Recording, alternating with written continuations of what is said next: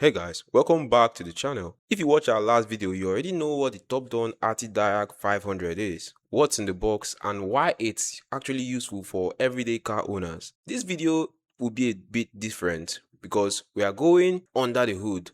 We're talking about the actual interface, how the diagnostic engine works, what the data really means, and how you would use this thing in a real world scenario. Whether you are a DIY mechanic, a car enthusiast, or just someone who likes to actually understand their tools, this video is for you.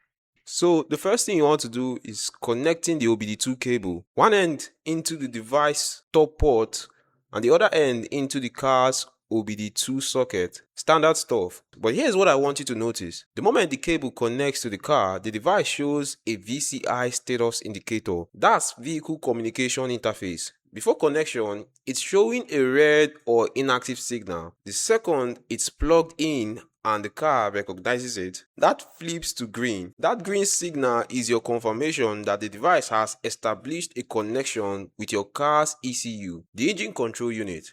Basically, the car's central computer. Until you see green, nothing diagnostic is actually happening. One thing worth knowing is once the cable is plugged into the car, the device draws power directly from the vehicle. So even if your device battery is low, don't panic. It will run off the car's power the whole time. You're not racing against a dying battery mid-scan. Before you do anything else with this device, you have to update it. There's no other option. I spent about 30 minutes on first setup just pushing updates and it was absolutely the right call. There are two layers of updates to be aware of. The firmware update, this is the core operating system of the device itself. Think of it like updating the OS in your phone. It keeps the device stable, fixes bugs, and ensures compatibility with newer protocols. The manual tells you to do this, and for once, the manual is right. Then the second thing is the vehicle model software updates. This is the one most people miss. The Artidiag 500 stores individual software packages for different car brands and models. So for a BMW, there's a BMW package. For a Jaguar, there's a Jaguar package, and these get updates separately. You need to update the package that matches your car. You don't need to update every single brand, just yours.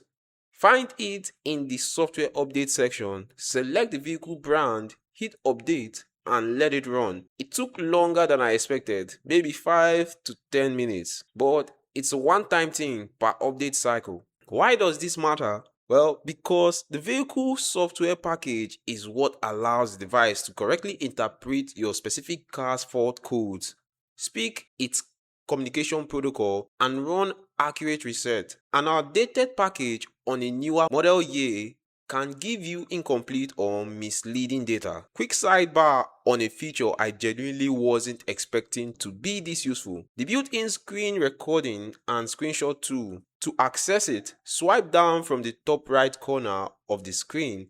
That's it. No apps, no extras. Why does this matter? Well, because when you are in the middle of a diagnostic scan and something interesting or alarming shows up on screen, you can capture it instantly, screenshot for a still image or screen record for a full walkthrough. Then you can share that directly over Bluetooth, via email, or save it to the device for later. If you are using this in a professional context, say you are a technician or you want to send a client a record of what you found, this is how you do it. Generate the report, screen record your walkthrough, and share it over email. It's clean and it is professional.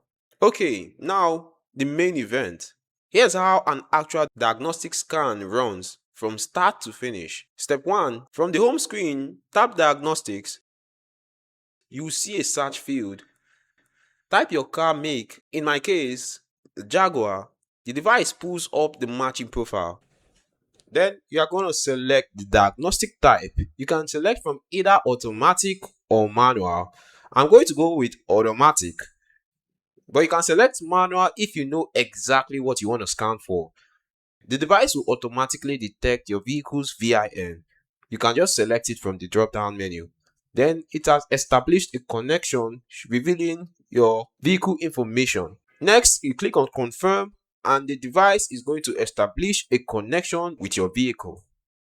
You get the option to run an auto scan or manually select which system to check. Auto scan does the whole thing. It goes through each supported module one by one and checks for faults. That's what I'd recommend unless you already know which system you are targeting. Step 3. You turn the ignition on. Here's where people get confused.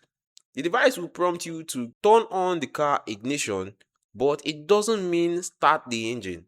This powers the car's electronics without the engine running, which is exactly what the ECU needs to communicate with the scanner. Step 4. Read the results. Once the scan is complete, you get a list of fault codes, DTCs, against each module. Each code comes with a status: permanent, pending, or intermittent. The status matters a lot. Here's what each one means. Permanent refers to faults that are confirmed, consistently present, and you need to act on them. Pending, these are that hasn't been confirmed yet, but they are worth monitoring. While intermittent, these are faults that appear at some point but isn't consistently triggering. It could be a real issue, it could be a false positive from a low battery or a one-off sensor blip. On my Jaguar, I had an intermittent engine bay level sensor fault, and this is exactly the kind of thing you need to contextualize. An intermittent fault on a car that had a low battery at some point is very different from a permanent fault on the same code. The device gives you the date, you need to interpret it in context. Pro tip: if you are not sure what a code means, use the built-in browser, more on that shortly, or you can Google it. Then drive the car for a sustained period. If a fault was genuinely intermittent and the underlying issue has resolved, the status may clear. If it stays permanent, then it is time to book it in or take record. Once your scan is done, you can generate a formal report. Go to Reports, select the scan, click Confirm, and the device generates a structured PDF report. That report includes the vehicle profile, every module scanned, every fault code detected, and the status of each. It's exactly what you would want to hand to a mechanic or send to a customer. Sharing option. Now for sharing options, you can use Bluetooth to another device or directly to an email address. If you're a technician, you can literally email the report to your customer on the spot. If you're a private owner, you can email it to yourself, keep a record, or bring it to the garage. All reports also get saved to the device history automatically, so you are building a timeline of your car's health every time you scan. That longitudinal data is genuinely useful if you are tracking a recurring issue.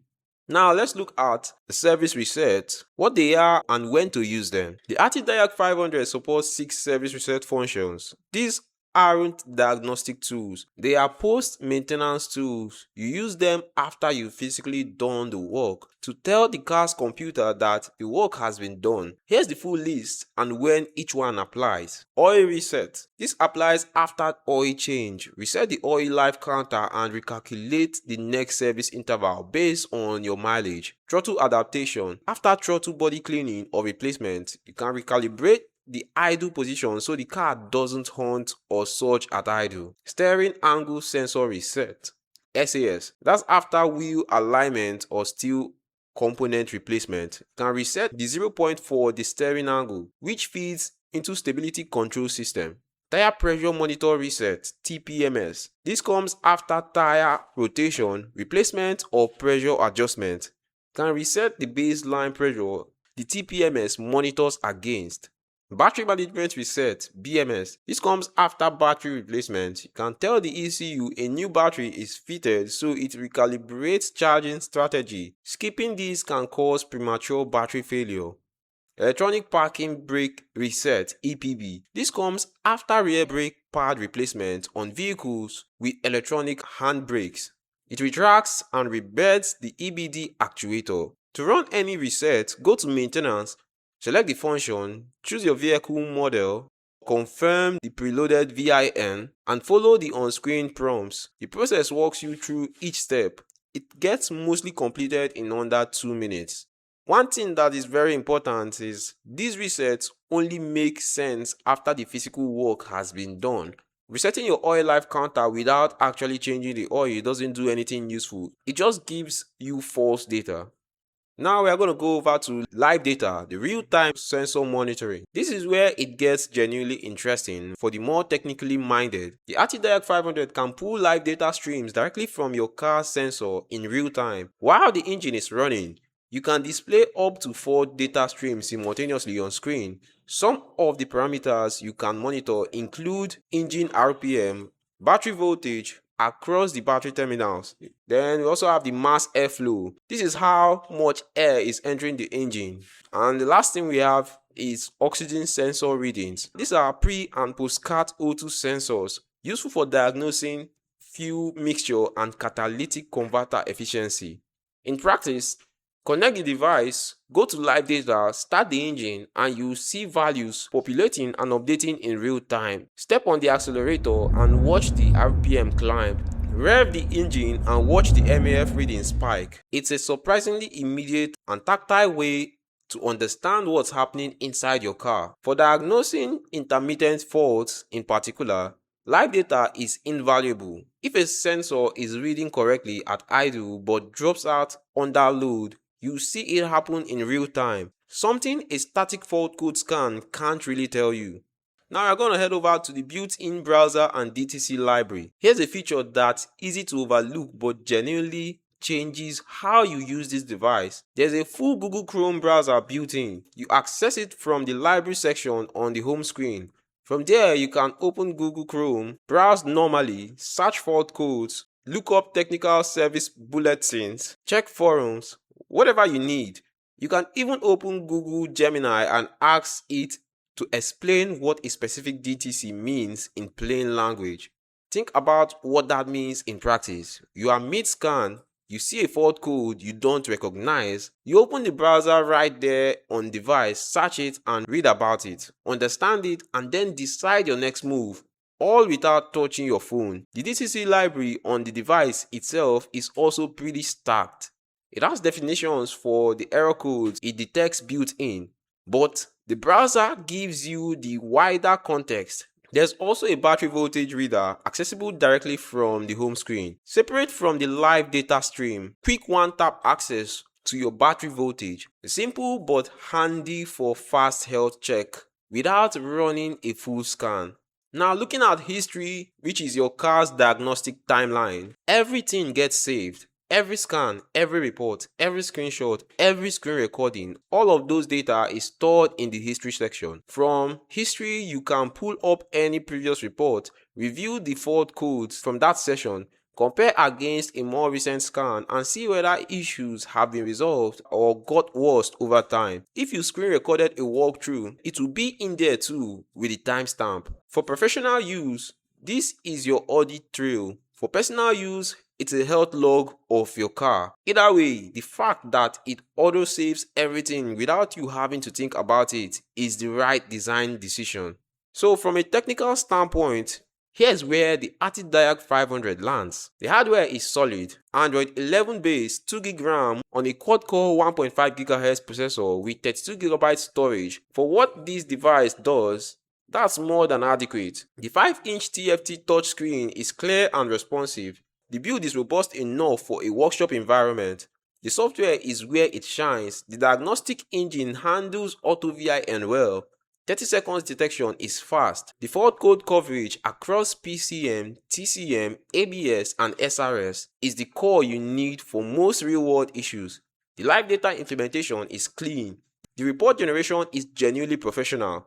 The built-in browser is an unexpectedly capable addition. It essentially gives you a research terminal on the device, which changes how you work with the data you are collecting. Limitations, however, include that this is not a full system scanner. It doesn't touch ADAS models, body control models, or comfort electronics. For those you are looking at the ArtiDiag 800 or higher, and the 6 service resets, while covering the most common ones, won't satisfy the needs of a professional workshop that handles edge case resets regularly. But for the price point, around $170, the ArtiDiag 500 punches well above its weight for what it covers. It's the right tool for private owners who want proper diagnostic capability and a solid secondary scanner for technicians who need something portable and self-contained.